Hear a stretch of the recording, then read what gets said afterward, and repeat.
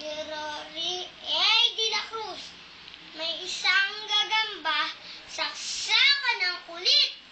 Sa sanga ng puno ay nangungunyapit gamit ang kanyang sapot saka pitik upang pagkain ibig kanyang makamit. Si Kalabaw naman, saksakan ng laki, mabubulabog ka, lumadang kasi ang kanyang kataway palaging marami. Ang mga insekto ay nakadikit parati. Kalabaw, mag-ingat nga!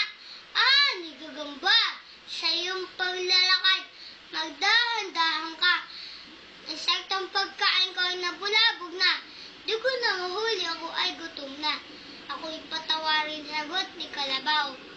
Dahil sa laki ko ay ika'y nabulaw. Bakit di na lang sa akin sumakay? Dito sa akin likod, pagka'y abangan. Anong inam itong kanilang naisipan? Sa halip nag-away, sila'y nagtulungan. Gagamba